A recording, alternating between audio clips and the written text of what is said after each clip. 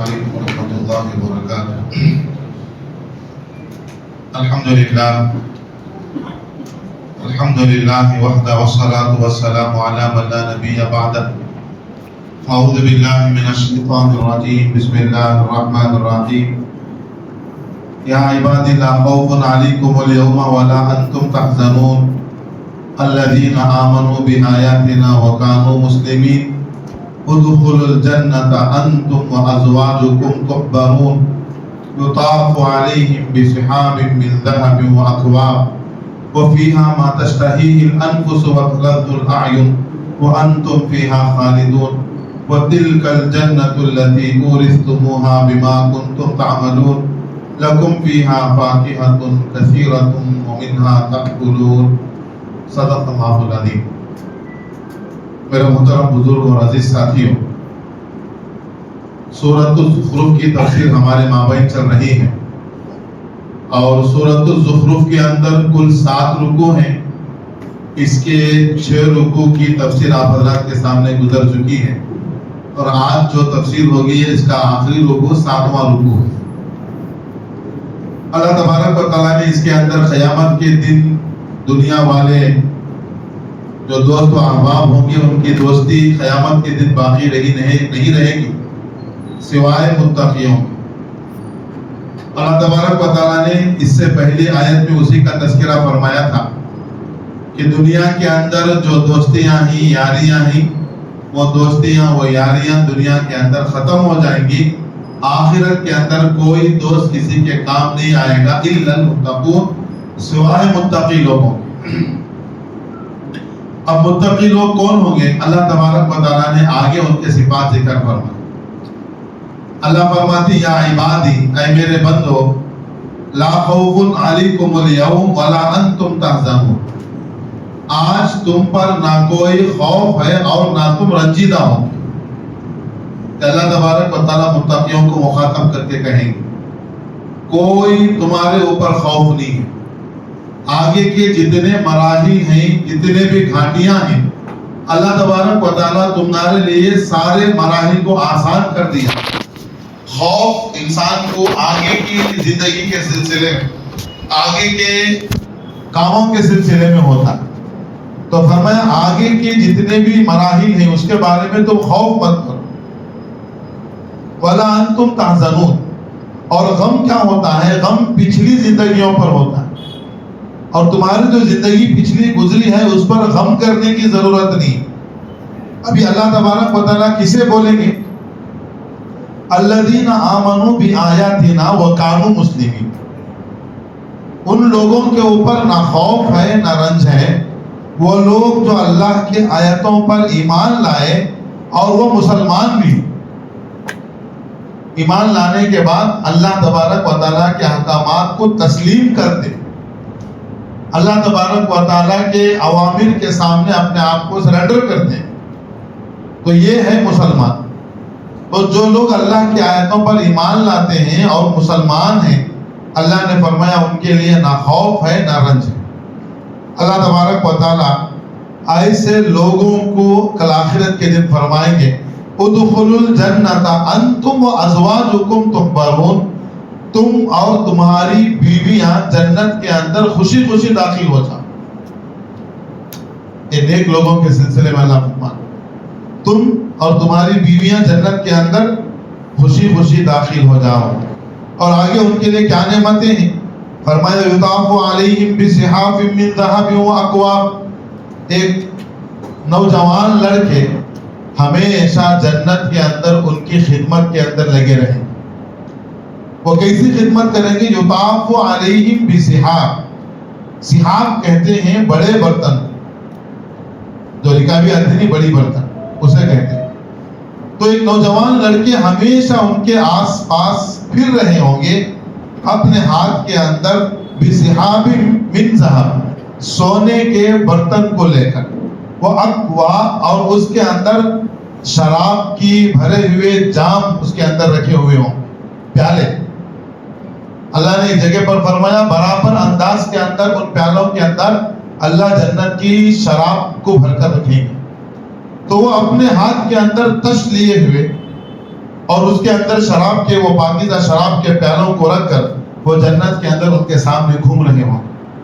اور یہ جو سننا ہے من ذہب، یہ جنت کا خالص سننا ہے، یہاں دنیا کا گھٹیا سننا نہیں.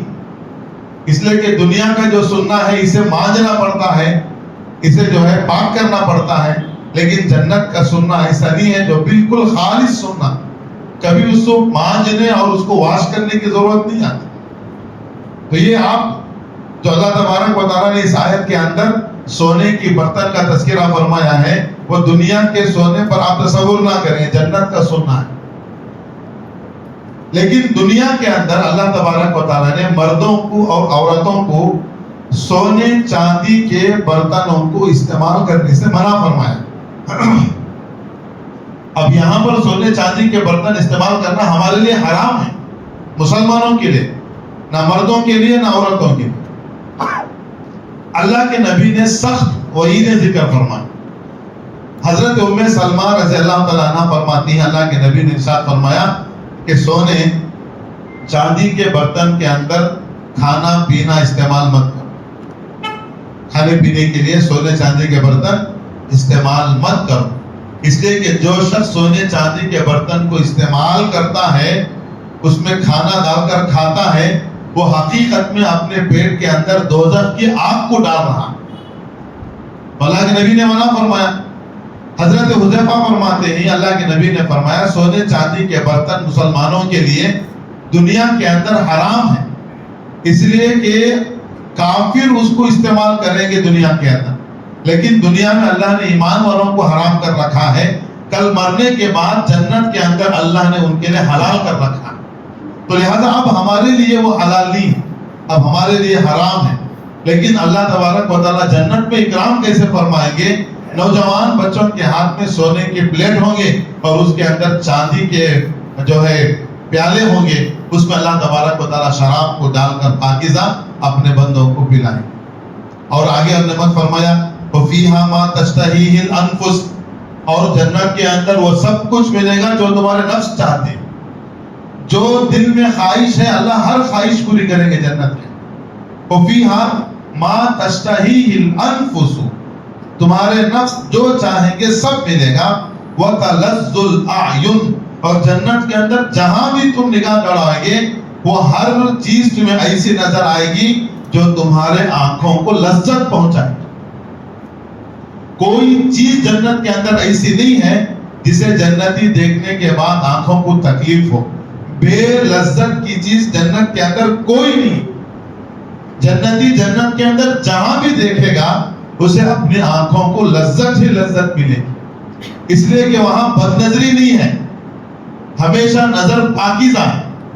اب اللہ تبارک و تعالیٰ نے دنیا کے اندر بد نظری کو حرام فرمایا، کیونکہ یہاں اللہ نے ہمیں امتحان کے لیے بھیجا ہے. اب اللہ نے کہا کہ تم فلاں فلاں کو نہیں دیکھ سکتے، غیر محرم کو دیکھ نہیں سکتے، بد نظری ہے. لیکن جنت کے اندر چونکہ امتحان نہیں ہے، انسان ہر جگہ دیکھ سکتا ہے، اور جہاں بھی جنتی دیکھے گا سوائے اس کے جنت کے اندر آنکھوں کے ٹھنڈک کے علاوہ کچھ نظر نہیں آئے. یہ پاکیزہ جنت ہے. وَفِيهَا مَا تَشْتَهِيهِ الْأَنفُسُ وَتَلَذُّ الْأَعْيُنُ، تمہارے نفس جو چاہیں گے سب ملے گا، اور تمہارے آنکھوں کے ٹھنڈک کا سامان. وَأَنْتُمْ فِيهَا خَالِدُونَ، اور اس جنت کے اندر تم ہمیشہ ہمیشہ رہو. اب یہ جنت اللہ کیوں دے رہے ہیں؟ اللہ نے آگے فرمایا وَتِلْكَ الْجَنَّةُ الَّتِي أُورِثْتُمُوهَا، یہ وہ جنت ہے جس کا ہم نے تم کو وارث بنایا ہے. اللہ تبارک و تعالیٰ جنتیوں کو جنت کا وارث بنائیں گے.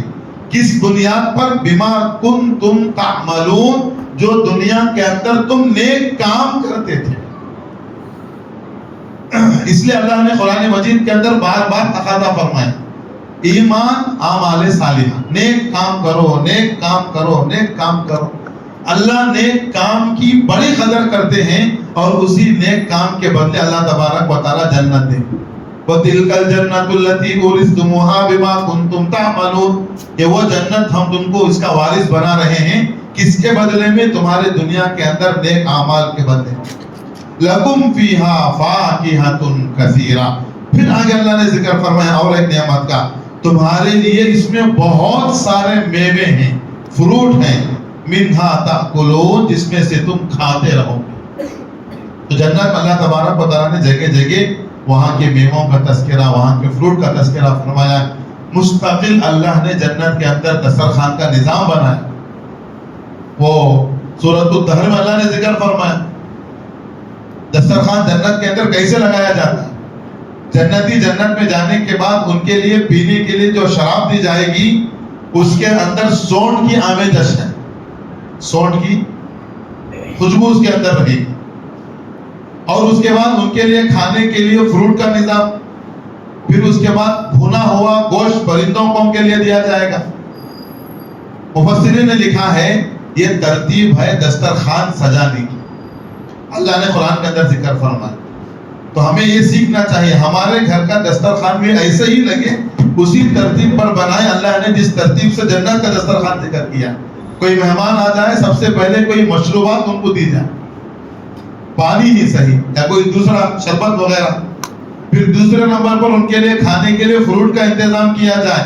پھر تیسرے نمبر پر ان کے لیے مستقل کھانے کا انتظام کیا جائے. تو اللہ نے فرمایا لکم فیہا فاکہۃ کثیرہ، اس میں تمہارے لیے بہت سارے میوے ہیں. منہا تاکلون، جس میں سے تم کھاؤ گے. یہ ترتیب ہے. یہ جنت کے اندر نیک لوگوں کا تذکرہ. اب اللہ کا دستور ہے جہاں نیک لوگوں کا تذکرہ دکھا کر جنت کا تذکرہ، وہاں کے میووں کا تذکرہ، وہاں کے انعامات کا تذکرہ کرتے ہیں، اللہ فوراً اپنے بندوں کو جہنم سے بھی ڈراتے ہیں. اب اللہ نے جہنم کے اندر مجرمین کے لیے کیا عذاب ہوگا اس کا بھی اللہ آگے فوراً تذکرہ فرماتے ہیں. ان المجرمین فی عذاب جہنم خالدون، بے شک مجرم لوگ وہ جہنم کے اندر عذاب میں ہمیشہ رہیں. مجرم جہنم کے عذاب کے اندر ہمیشہ رہیں گے. لا یفتر عنہم، ایک لمحے کے لیے بھی جہنم میں عذاب کو کمی نہیں کی جائے. جہنم کے اندر عذابات میں کمی نہیں کی جائے گی. وَهُمْ فِيهِ مُبْلِسُونَ، مبلسون کہتے ہیں عربی کے اندر نا امید ہو جانا. تو اس جہنم کے اندر عذاب کے اندر رہیں گے، وہ بار بار اللہ تبارک و تعالیٰ سے سفارش کریں گے. کبھی جنت کا جو واشمین ہے، داروغہ ہے، حضرت مالک علیہ السلام، وہ فرشتے کا نام مالک ہے. جنت کا جو داروغہ ہے اس کا نام رضوان ہے، اور جہنم کا جو داروغہ ہے اس کا نام مالک ہے. تو وہ جہنمی مالک فرشتے سے کہیں گے تمہارے رب سے کہو کم سے کم عذاب کے اندر ایک دن کے لیے چھٹی تو ہو جائے. لیکن ان کو عذاب کے اندر کبھی بھی کمی نہیں کی جائے. اللہ ہم سب کی حفاظت کرے. لا یفتر عنہم، ایک لمحے کے لیے بھی عذاب کے اندر کمی نہیں. وہم فیہ مبلسون، اور وہ اس کے اندر نا امید بن کر پڑے رہیں. وما ظلمناہم، اب یہ جو ان کو عذاب ہو رہا ہے یہ مت سمجھیں کہ اللہ ان کو عذاب دے رہے ہیں تو اللہ ظالم ہے. نعوذ باللہ، اللہ ظالم نہیں. اللہ کسی پر ظلم نہیں کرتا. اللہ ہمیشہ اپنے بندوں پر فضل کا معاملہ کرتے ہیں.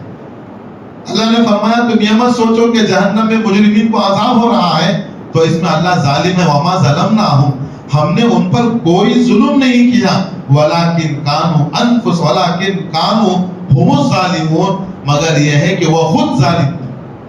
بار بار فرشتے، بار بار نبی آ کر بات سمجھاتے، ان کو سیدھا راستہ دکھایا گیا، لیکن اس کے باوجود ہمیشہ اپنی حماقت کرتے رہے. اللہ تبارک و تعالیٰ اس کو عذاب کے اندر مبتلا کر رہا ہے. تو لہذا اللہ فرمانے میں ظالم نہیں ہوں، بلکہ انہوں نے خود اپنے جانوں پر ظلم کیا. تو لہذا جہنمی جہنم کے اندر رہیں گے تو وہ اپنے جہنم کے داروغہ، جو میں نے کہا کہ اس کا نام مالک ہے، اس کو پکاریں گے. وَنَادَوْا يَا مَالِكُ، جہنمی جہنم سے پکاریں گے او مالک. وہ فرشتے کا نام ہے، او مالک. لِيَقْضِي عَلَيْنَا رَبُّكَ، کیا ہی اچھا ہوتا تیرا رب ہمارا معاملہ موت پر ختم کر دیتا. اتنی تکلیف ہو رہی ہے جہنم کے اندر، موت بھی نہیں ہے. لا يموت فیہا ولا یحیا، اللہ نے فرمایا وہاں نہ موت ہے نہ اچھی زندگی ہے. انسان مرتا ہے پھر دوبارہ زندہ کیا جائے.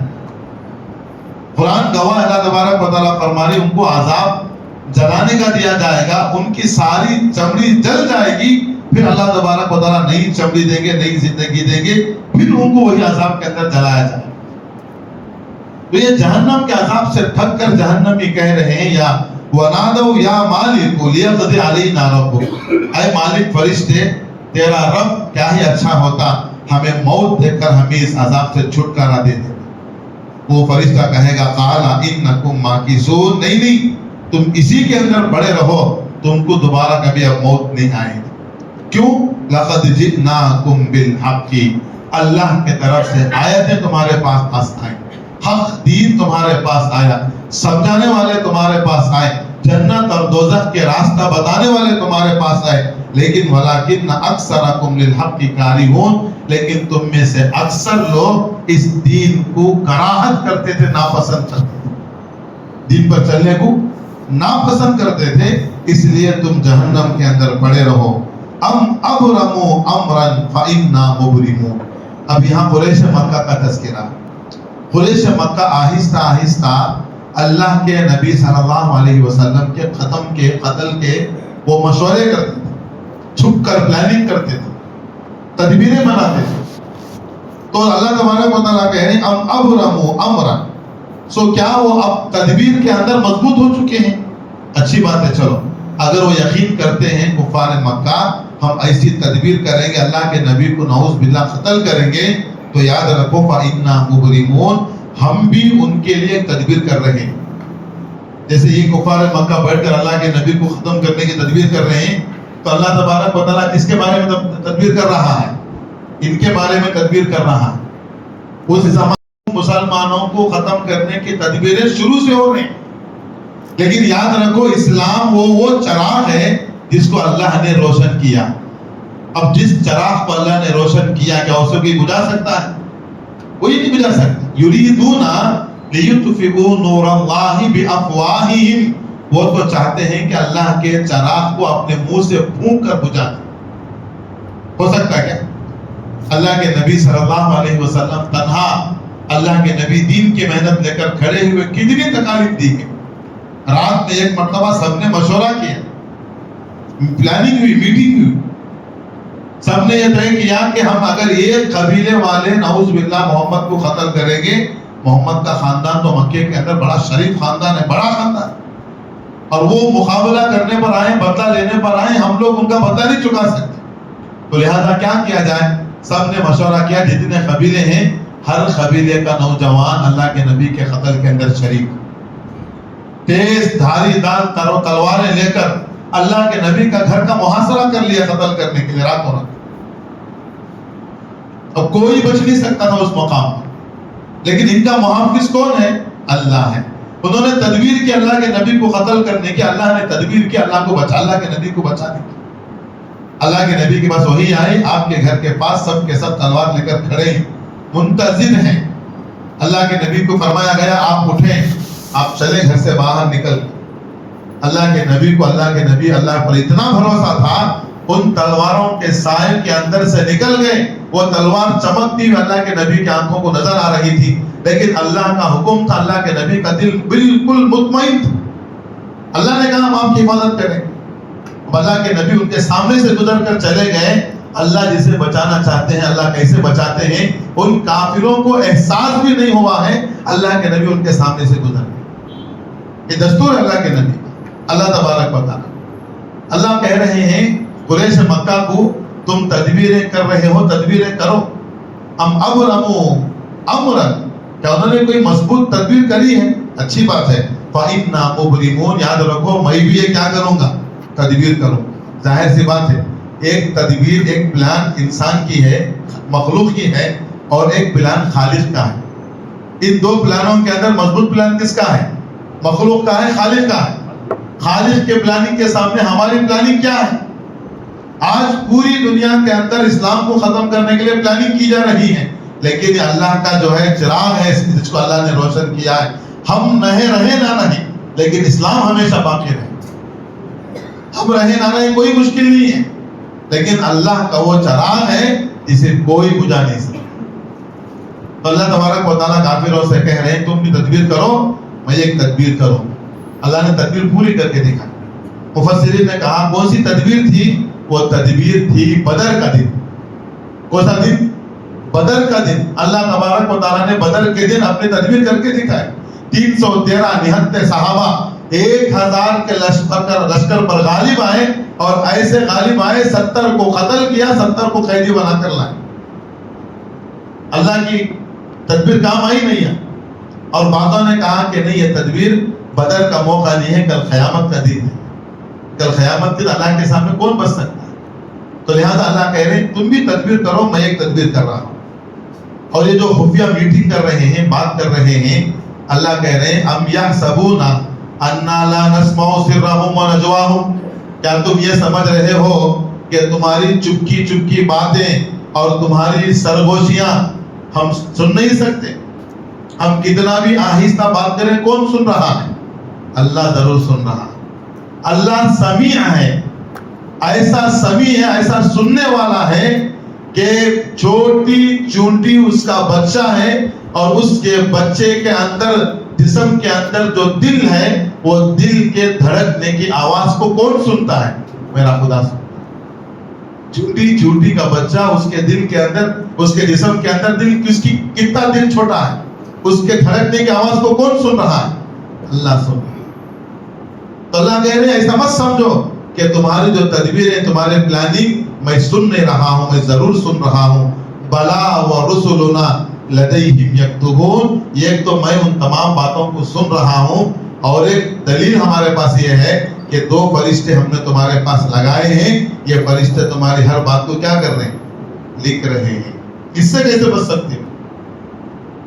لہذا ساری تدبیریں اللہ سن رہا ہے, اور تمہاری ساری تدبیریں, خفیہ میٹنگ, ہم سمجھتے ہیں بھی کوئی دیکھنے والا نہیں ہے, میں اشارے میں بات کر رہا ہوں, ان اشاروں کو اللہ باخبر, فرشتے مستقل اس کو لکھ رہے ہیں. پھر آگے چونکہ اس سورت کے اندر بار بار یہ تذکرہ آیا تھا یہودیوں کا, نصارہ کا, وہ یہ کہہ رہے تھے اپنا عقیدہ اللہ کے بیٹے ہیں, اللہ کے اولاد ہیں. انہوں نے کہا کہ عیسیٰ اللہ کے بیٹے ہیں, یہودیوں نے کہا عزیر اللہ کے بیٹے ہیں, عربوں نے کہا فرشتے اللہ کی بیٹیاں ہیں. اب اللہ تبارک و تعالیٰ نے پھر اس مسئلے کو اٹھایا. ایک تو وہاں خود اللہ نے انکار فرمایا اللہ کی کوئی اولاد نہیں ہے, اب پھر اللہ تبارک و تعالیٰ دوبارہ اس مسئلے کو سمجھانا چاہتے ہیں, اور اللہ کے نبی کے زبان سے کہلوا رہے ہیں, قل اے نبی آپ کہہ دیجئے, ان کان للرحمن ولد, اگر رحمان کو بیٹا ہوتا, اللہ کا اگر بیٹا ہوتا, فانا اول العابدین, تو سب سے پہلا میں ہوتا جو اللہ کے بیٹے کی عبادت کرتا. کون کہہ رہے ہیں؟ اللہ کے نبی کہہ رہے ہیں کفار مکہ کو, کیا بول کر؟ اگر اللہ کی اولاد ہوتی, اللہ کی اولاد نہیں ہے, اگر اللہ کی اولاد ہوتی تو سب سے پہلے ان اولاد کو خدا بنانے والا وہ میں محمد ہوتا.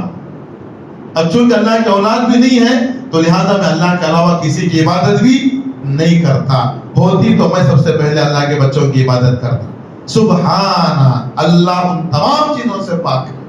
سبحان رب السماوات والارض رب العرش, وہ پاک ہے وہ خدا جو آسمان کا, زمین کا, عرش کا رب ہے. عما یصفون, ان تمام چیزوں سے جو یہ اللہ کے طرف منسوب کر رہے ہیں. عزیر اللہ کے بیٹے, عیسیٰ اللہ کے بیٹے, فرشتے اللہ کی بیٹیاں, یہ تمام صفات سے اللہ بالکل پاک ہے. فذرہم یخوضوا ویلعبوا, اللہ کے نبی, اللہ تعالیٰ کہہ رہے ہیں اللہ کے نبی کو چھوڑو ہی, کیا کرو؟ چھوڑو. یخوضوا, یہ کیا کریں؟ یہ بکتے رہیں اپنی بکواس. ویلعبوا, ان کو کھیلنے دو. یہ دنیا کی زندگی ہے, کچھ بول لیں گے, کچھ دنیا میں کھیل لیں گے. حتی یلاقوا یومہم الذی یوعدون, اس وقت تک جب تک کہ قیامت کا دن ان کے سامنے نہ آ جائے. کیونکہ دنیا ہے, اعلموا انما الحیات الدنیا لعب و لہو, اللہ نے فرمایا دنیا کی زندگی کھیل کود ہے, تو لہذا ان کو کھیلنے دو, کودنے دو. قیامت کا دن قریب ہے, اپنی موت سے ملاقات کریں گے, تب جا کر ان کو معلوم ہو. وَهُوَ الَّذِي فِي السَّمَاءِ إِلَٰهٌ وَفِي الْأَرْضِ إِلَٰهٌ. اللہ تبارک و تعالیٰ اپنے وحدانیت کا اعلان کر رہے ہیں. اللہ وہ ہے, زمین کے اندر بھی وہی خدا ہے, آسمان کے اندر بھی وہی خدا. کوئی دو خدا نہیں ہے. زمین کا خدا کون ہے؟ اللہ. آسمان کا خدا اللہ ہے. وَهُوَ الْحَكِيمُ الْعَلِيمُ, وہ اللہ زبردست حکمت والے اور زبردست علم رکھنے والے. وہ تبارک الذی لہ ملک السماوات والارض، وہ بڑا بابرکت ہے وہ ذات، اللہ کی ذات بڑی بابرکت ذات ہے، وہ اللہ جو آسمان و زمین کا مالک ہے، وما بینہما، ان تمام چیزوں کے درمیان، آسمان و زمین کے درمیان جتنی چیزیں ہیں ان کا رب کون ہے؟ اللہ ہے۔ وَعِندَهُ عِلْمُ السَّاعَةِ، قیامت کا علم کس کے پاس؟ اللہ کے پاس ہے۔ وَإِلَيْهِ تُرْجَعُونَ، اور سب کو اللہ ہی کے طرف لوٹنا ہے۔ پھر آخر میں پھر ان کا ایک عقیدہ یہ تھا کافروں کا کہ یوں کہتے تھے ہم اللہ کے علاوہ جن کی عبادت کر رہے ہیں وہ کل قیامت کے دن اللہ کے سامنے ہماری سفارش کریں گے۔ ہمارے معبود کیا کریں گے؟ ہمارے معبود اللہ کے سامنے ہماری سفارش کریں گے، ان کا عقیدہ تھا۔ اللہ نے اس کو بھی انکار فرمایا، وَمَا يَمْلِكُ الَّذِينَ يَدْعُونَ مِن دُونِهِ الشَّفَاعَةَ، اللہ کے علاوہ تم جن کی بھی پکار رہے ہو، عبادت کر رہے ہو، وہ اللہ کے سامنے کسی کی شفاعت نہیں کر سکتے۔ کیسے شفاعت کریں گے؟ وہ خود جو ہے وہ جہنم کے ایندھن بننے والے ہیں، وہ اللہ کے سامنے کسی کی کیا سفارش کریں گے؟ اِلَّا مَنْ شَهِدَ بِالْحَقِّ وَهُمْ يَعْلَمُونَ، ہاں مگر اللہ تبارک و تعالیٰ جس کو سفارش کرنے کی اجازت دے وہ اللہ کے سامنے سفارش کر سکتا ہے، ورنہ اس کے علاوہ کوئی سفارش نہیں کر سکتا۔ اللہ کے سامنے کون سفارش کریں گے؟ عیسیٰ سفارش کریں گے، عزیر سفارش کریں گے، فرشتے سفارش کریں گے۔ ان کو بھی لوگ اپنا معبود بناتے ہیں، لیکن اس کے باوجود چونکہ یہ نیک ہیں، اللہ ان کو اجازت دے گا تو وہ اللہ کے سامنے سفارش کر سکتے ہیں۔ ان کے علاوہ جتنے تم خدا کے علاوہ معبود بنا رہے ہو وہ کوئی اللہ کے سامنے شفاعت نہیں کر سکتا۔ یہ کافروں کا مسئلہ ذرا ٹیڑھا یہ ہے عرب کے سلسلے میں، وَلَئِن سَأَلْتَهُمْ، اگر آپ ان کافروں سے پوچھ لیں من خلقہم، کہ ان کو کس نے پیدا کیا، کافروں سے آپ پوچھیں کہ تم کو کس نے پیدا کیا، تو صاف کہیں گے لَيَقُولُنَّ اللَّهُ، ہم کو پیدا کرنے والا کون ہے؟ اللہ ہے۔ اللہ کو مانتے تھے، وہ کہتے تھے ہم کو اللہ نے پیدا کیا ہے۔ ایک دوسرے کا اللہ فرماتے ہیں وَلَئِن سَأَلْتَهُم مَّن خَلَقَ السَّمَاوَاتِ وَالْأَرْضَ، اگر آپ ان کافروں سے پوچھیں کہ آپ بتاؤ زمین اور آسمان کو کس نے پیدا کیا، لَيَقُولُنَّ اللَّهُ، تو تب بھی کہیں گے اللہ نے پیدا کیا ہے۔ یہ مانتے تھے اللہ ہمارا خالق ہے، لیکن خالق کے سامنے اپنا ماتھا نہیں ٹیکتے تھے۔ عقیدہ یہ ہے کہ ہم کو اللہ نے پیدا کیا، لیکن فَأَنَّىٰ يُؤْفَكُونَ، اللہ دوبارہ سوال کر رہے ہیں جب تم کہتے ہو اپنے زبان سے اللہ نے پیدا کیا تو اللہ کو چھوڑ کر تم کہاں جا رہے ہو؟ جب وہ اللہ خالق ہے تو اسی خالق کی عبادت کرو نا۔ کہتے ہو اللہ نے پیدا کیا، اللہ نے تمام چیزوں کو پیدا کیا ہے، تو کہنے کے بعد فَأَنَّىٰ يُؤْفَكُونَ، تو اللہ کو چھوڑ کر تم کدھر جا رہے ہو؟ اور دوسرا آخری میں ایک آیت کا ترجمہ یہ ہے، اللہ کے نبی صلی اللہ علیہ وسلم ایک مرتبہ اللہ تبارک و تعالیٰ سے یوں کہیں یا اللہ یہ میری قوم ایمان نہیں لاتی، یہ مکے والے کیا نہیں لاتے؟ ایمان نہیں لاتے۔ بعضوں نے کہا وقیلی ہی سے مراد اس طرف اشارہ ہے، اللہ نے فرمایا اللہ تمہارے سرگوشی کو سنتا ہے، سنتا نہیں سنتا ہے؟ اللہ نے فرمایا اللہ کافروں کی سرگوشی کو بھی سنتا ہے، وقیلی ہی، اور اللہ کے نبی کی اس بات کو بھی اللہ سنتا ہے۔ اللہ کے نبی نے اپنے دل میں اندر کہا یا ربی، اے میرے رب، ان ہؤلاء قوم لا یؤمنون، یہ وہ میری قوم ہے جو تجھ پر ایمان نہیں لاتی۔ اللہ نے اللہ کے نبی کی بات کو بھی سنا ہے اور ان کافروں کے پلاننگ کو بھی اللہ نے سنا ہے۔ اب اللہ نے ان کا جواب تو دے دیا کہ تمہاری پلاننگ تم کر رہے ہو، اللہ بھی پلان کر رہے ہیں۔ اب اللہ کے نبی دل نے کہا کہ اللہ میرے رب یہ قوم ایمان نہیں لاتی۔ اب اللہ تبارک و تعالیٰ اللہ کے نبی کے بات کا جواب دے رہے ہیں۔ آخری آیت ہے فَاصْفَحْ عَنْهُمْ، اے نبی اگر ایمان نہیں لاتے تو چھوڑو ان کو حالت، آپ اپنے آپ کو تکلیف کے اندر مت ڈالو۔ اللہ کے نبی اپنے امتیوں کے ایمان لانے کے بڑے حریص تھے، بڑی فکر تھی اللہ کے نبی کو میری ایک ایک امت ایمان لائے، تو لہٰذا یہ درد تھا اللہ کے نبی کے دل کے اندر۔ اسی درد کے بنیاد پر کہا میں کیا کروں، اتنا سمجھانے کے بعد میں کیا نہیں لاتے، ایمان نہیں لاتے۔ اللہ کے نبی کو درد کو دیکھتے ہوئے اللہ تبارک و تعالیٰ کہہ رہے ہیں فَاصْفَحْ عَنْهُمْ، ان کو چھوڑ دو، اگر ایمان نہیں لاتے تو کوئی بات نہیں، تو کیا کرو وَقُلْ سَلَامٌ، ان کو کیا کرو اللہ نے قرآن کے اندر فرمایا جہاں کہیں جاہل تم سے الجھے تو جاہل سے کیا کرنا؟ الجھنا نہیں، کیا کرنا ہے؟ سلام. تیری جہالت تیرے پاس، میں کیا کر رہا ہوں. یہ سلام وہ سلام نہیں جو ہم ایک دوسرے کو سلام کرتے ہیں، یہ وہ سلام ہے کہ ابھی تیرا واسطہ مجھے کیا بھی نہ ہو، تو اپنی جگہ میں اپنی جگہ. فَاسْفَعْ عَنْهُمْ وَقُلْ سلام. اے نبی یہ ایمان نہیں لاتے تو کیا بھی ٹینشن لینے کی ضرورت نہیں ہے، صاف بولو بھائی سلام علیکم، تمہارا میرا معاملہ ختم. میری ذمہ داری سمجھانے کی میں سمجھا دیا، اب تم ایمان نہیں لاتے سلام، کوئی مسئلہ نہیں ہے میرا اور تمہارا. فَسَوْفَ يَعْلَمُونَ ان قریب یہ لوگ جان لیں، جب قیامت آئے گی، ان پر موت آئے گی ان قریب تو یہ جان لیں گے. جاننے کے لیے بڑی قیامت کی انتظار کرنے کی ضرورت نہیں ہے. اللہ کے نبی نے فرمایا جو انسان جب مرتا ہے تب مرا، اسی وقت اس کی قیامت برپا ہو جاتی. بات سمجھ آئی؟ جب انسان مرتا ہے تو اسی وقت اس کی قیامت کیا ہو گئی؟ شروع ہو گئی. موت آتے ہی اسے بات سمجھ میں آ جائے گی. اللہ کے نبی سچ کہتے تھے، دین یہ سچ تھا، اللہ کے احکامات حق تھے، لیکن اس وقت سمجھ میں آنے پر کوئی فائدہ انسان کو ہونے والا نہیں. تو لہذا اللہ تبارک و تعالیٰ نے اس رکوع کے اندر، آخری رکوع کے اندر سب سے پہلے جنت کے نعمتوں کا تذکرہ، دوسرے نمبر پر جہنم کے عذابات کا تذکرہ، اور تیسرے نمبر پر اپنی وحدانیت کا تذکرہ. اور یوں فرمایا کہ اللہ تبارک و تعالیٰ کی کوئی اولاد نہیں ہے. اللہ کون ہے؟ اللہ عرش کے، زمین و آسمان کے اور اس کے تمام درمیان کی چیزوں کے اللہ تعالیٰ رب ہیں. اللہ آسمان کا بھی رب اللہ ہے، زمین کا بھی رب اللہ ہے. اور ان کے اس عقیدے کی تردید فرمائے آخر کے اندر، تم جو کہتے ہو ہمارے معبود اللہ کے سامنے ہماری سفارش کریں گے، نہیں، ان کی وہاں بولتی بند ہو جائے گی. کوئی لوگوں کے سوائے ان کے جن کو اللہ سفارش کرنے کی اجازت دیتا ہے، اللہ کی اجازت کے ساتھ وہ بھی سفارش کریں گے. پھر آخر میں تسلی اللہ کے نبی کے لیے، اگر ایمان نہیں لاتے کوئی بات نہیں، آپ ان کو سلام کر کے ان کے حوالے کر دو، ان قریب موت آئے گی تو سب کو ان کی چیزوں کا علم ہو جائے گا.